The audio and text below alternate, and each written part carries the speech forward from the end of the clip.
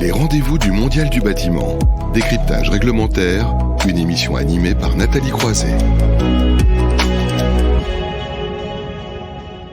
Nous avons vu et nous voyons dans ce rendez-vous du Mondial du bâtiment à quel point la réglementation fait bouger les lignes. Ce mois-ci, on a décidé de zoomer sur les directives européennes qui concernent spécifiquement les équipements. Les fabricants d'équipements sont soumis à des mesures, des règlements, des directives. Et pour en parler un peu plus en détail et voir ce qui les attend dans les prochains mois, on est en visio avec Jérôme Maldonado. Bonjour. Bonjour. Merci beaucoup d'être avec nous. Responsable froid, conditionnement d'air, pompe à chaleur RR chez Uniclimat. Alors on va rentrer dans le détail sur les directives dans un instant. Peut-être rappeler en quelques mots ce qu'est Uniclimat tout d'abord. Bien, Uniclimat est tout simplement un syndicat. C'est le syndicat des industries thermiques, aéroliques et frigorifiques. On retrouve dans ce syndicat-là des industriels. Les industriels travaillent tous dans le génie climatique et ils couvrent un certain nombre de domaines, les principaux étant le bâtiment résidentiel, les bâtiments tertiaires, mais également l'industrie. Donc, bâtiment industriel, mais aussi du process industriel. La particularité de tous ces industriels, c'est qu'ils fabriquent des équipements. Et ils fabriquent des équipements en utilisant toutes les énergies, qu'elles soient traditionnelles ou renouvelables. Alors c'est ce que je disais en introduction, les équipements que vous suivez sont soumis, on va dire, à des nombreux règlements, directives européennes. Alors est-ce que vous pouvez nous en dire un peu plus avant qu'on détaille ce qui va se passer dans les prochains mois ? Alors, il y en a un très grand nombre, en fait, puisque pour pouvoir mettre sur le marché un produit, tout fabricant doit respecter toutes les directives et tous les règlements européens qui s'appliquent à ce produit. Il y a même d'ailleurs des compléments internationaux qui existent pour certains marchés. Et on va rester sur la maille France et Europe, et pour pouvoir en fait commercialiser sur le territoire européen, il faut obtenir ce qu'on appelle le fameux marquage CE. Donc avec le logo qui est composé de la lettre C et de la lettre E. S'ils ne respectent pas tous ces règlements et toutes ces directives, mais ils ne peuvent pas mettre sur le marché européen les produits, ils sont donc interdits à la vente.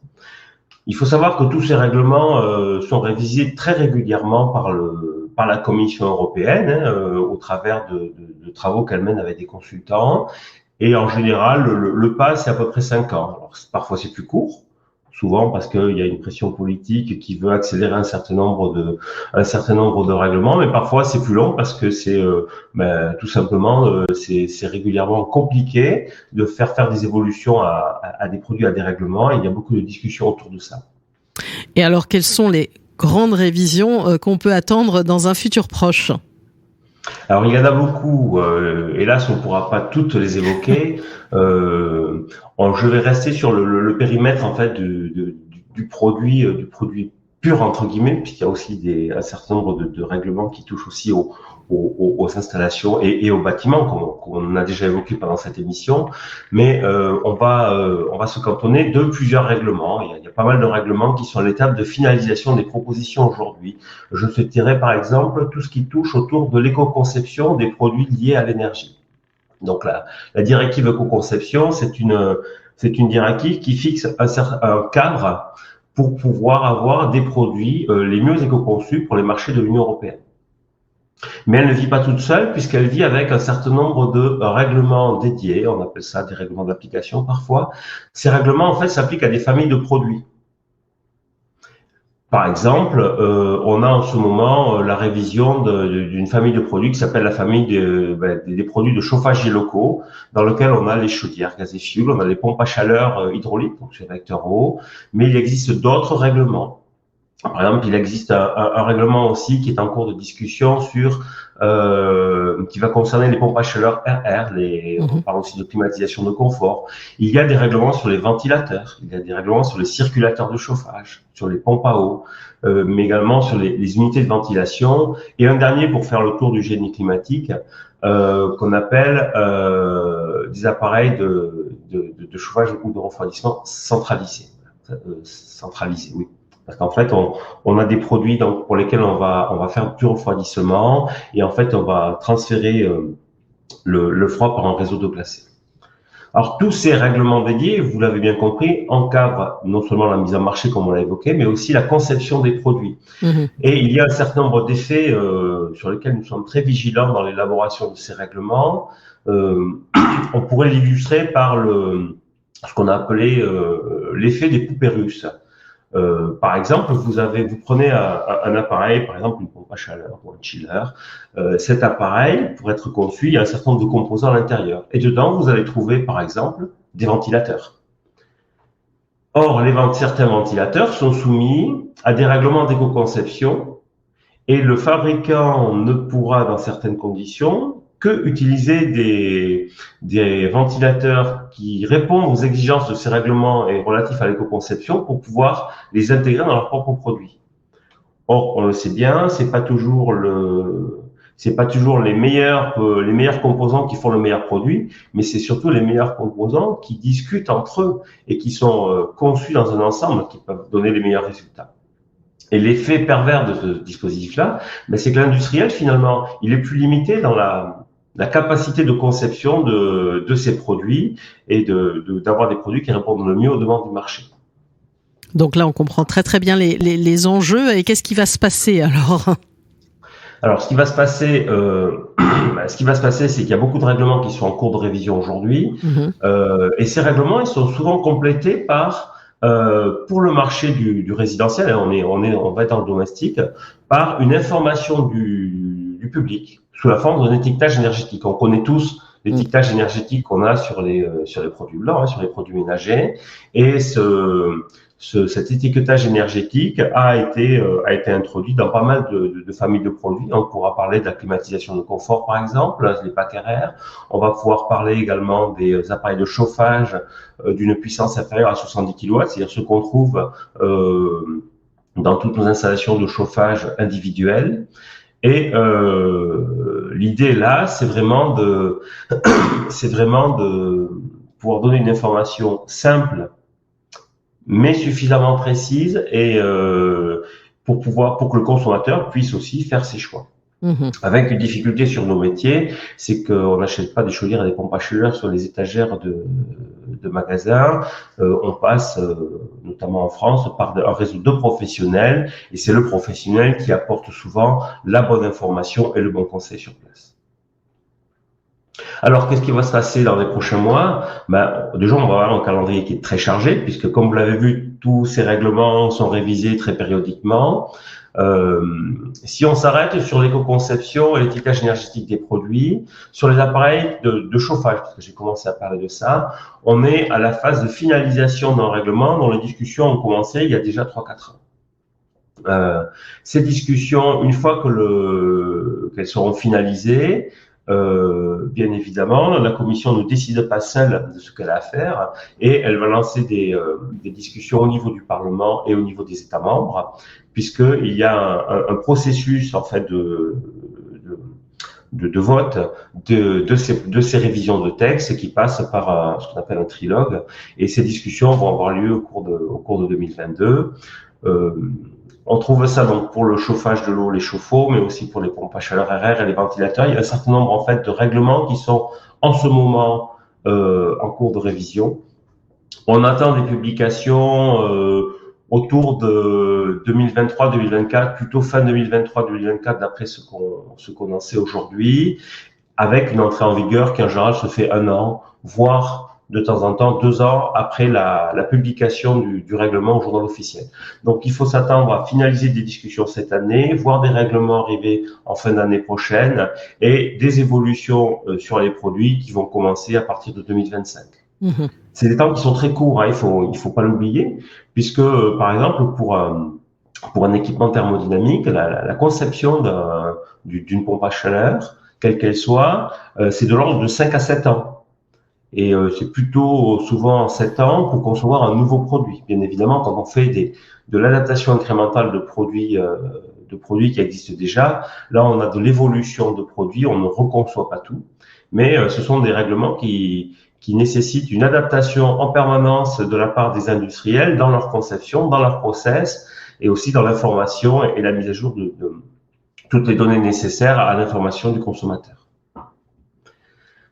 Donc ça, c'est un travail qui... J'imagine c'est pas très simple justement pour les professionnels, parce que là, il y a une évolution permanente, c'est en mouvement constant, ça va pas être très simple. Non, c'est compliqué et avec parfois des effets pervers. C'est qu'un certain nombre de règlements évoluent dans un sens Et quand on est confronté à ce fameux effet des poupées russes, on voit qu'un certain nombre de composants vont être plus compliqués à intégrer parce que les évolutions vont pas dans le sens qui est souhaité dans la conception du produit mère, en fait. Et c'est vrai qu'on est dans une situation complexe. On travaille par famille de produits, ça c'est important, mais tout ça en fait évolue dans un cadre qui est beaucoup plus large que ça. Puisqu'en parallèle de ça, la Commission européenne a décidé de réviser la directive cadre sur l'éco-conception et alors ils ont appelé ça le SPI, c'est une initiative pour les produits durables. L'idée en fait, c'est de faire évoluer le cadre d'éco-conception des produits pour qu'on puisse mieux prendre en compte la durabilité des produits. Alors, durabilité des produits, durée de vie des équipements, c'est quelque chose qu'on connaît bien à Uniclimat. Il faut savoir que la plupart des produits, leur durée de vie tourne plutôt autour de 20 ans que de 2 ans. Et là aussi, quand on voit les travaux sur l'éco-conception, il faut voir nous on parle des équipements du génie climatique au sens large, mais on a aussi comme autre équipement, par exemple, toute l'électronique grand public, les téléphones portables, les téléviseurs, les aspirateurs, mais aussi le mode veille et les alimentations, par exemple, des ordinateurs. Donc, on voit qu'on a un spectre en fait de produits éco-conçus qui est très très large et pour lesquels, forcément, quand on veut s'attaquer à la problématique d'un appareil qui a une durée de vie de 2 ans et qu'on fabrique un règlement dans cet esprit-là, lorsque le produit a une durée de vie de 20 ans, il y est aussi soumis et parfois on crée des contraintes énormes qui peuvent avoir un vrai impact économique. On a besoin de faire avec ça parce que de toute façon le règlement s'applique à tous. Et dans ce règlement, les grandes notions qui vont être utilisées, on tourne autour du réemploi, de la réparabilité. Réparabilité, par exemple, la plupart des appareils du génie climatique sont soumis à un entretien régulier, donc la réparabilité va de soi. C'est pas le cas d'un produit dont la durée de vie est 2 ans, en effet. Et toutes ces autres notions, il faut faire attention à ça parce que certaines sont déjà dans d'autres règlements. Par exemple, quand on regarde la directive D3E, alors c'est la directive sur les déchets des produits électriques, électroniques et le troisième E, je l'ai oublié, tant pis, je ferai ça. Électrotechnique, on va dire, mais j'en suis pas certain. Ces notions-là existent déjà dans certaines directives, mais comme la Commission européenne chaque direction travaille ses propres règlements. Parfois, on se retrouve à avoir un certain nombre de sujets qui sont traités dans plusieurs règlements et de façon différente. Et là, ça crée un flou. Pour les fabricants, bien évidemment, ça c'est évident, mais aussi pour les autorités de contrôle, parce que les autorités qui doivent assurer le contrôle du marché doivent tenir compte en fait d'un certain nombre d'éléments qui sont pas toujours compatibles. Alors il s'agit des Pardon. déchets d'équipements électriques et électroniques, pour le préciser. Alors, je vois le temps qui file parce que il y a beaucoup de choses à dire sur le sujet. Et on voit bien en tout cas que les entreprises vont devoir y regarder de près. Peut-être un petit mot, parce que vous avez parlé de l'éco-conception, de l'étiquetage énergétique. À quelle échéance, quel peut être le calendrier pour terminer cette séquence ? Alors le calendrier pour cette partie-là, je vous l'ai déjà indiqué tout à l'heure, on est sur des publications fin 2023, début 2024 et une entrée en vigueur d'un certain nombre d'évolutions pour 2025-2026. En ce qui concerne la directive cadre, on n'a pas aujourd'hui un calendrier très clair. Ça va venir et bien évidemment, les évolutions du règlement cadre vont devoir ensuite être transposées dans les révisions ultérieures en fait des règlements spécifiques à famille de produits. Voilà, donc en tout cas, il faudra regarder ça de près et Uniclimat suit de près, évidemment, tout ce qui se passe du côté de l'Europe. Oui, c'est une partie de notre métier. Nos adhérents, les fabricants qui interviennent sur ces marchés-là, utilisent le syndicat pour pouvoir faire valoir leur voix et faire entendre les difficultés, mais aussi les opportunités que l'on peut avoir à faire évoluer tel ou tel règlement. Bon, parfait. Merci beaucoup à vous pour cet éclairage dans cette séquence décryptage réglementaire. Jérôme Maldonado, qui est responsable froid, conditionnement d'air, pompe à chaleur RR chez Uniclimat. On va tout de suite enchaîner et puis on va parler à nouveau de la jeunesse. Vous allez voir, c'est un peu un fil conducteur entre formation et jeunesse ce matin, puisque dans les métiers d'avenir, vous allez voir, on va partir dans le Gard. Les rendez-vous du Mondial du bâtiment. Décryptage réglementaire, une émission à retrouver et à réécouter sur le site de Bâti Radio.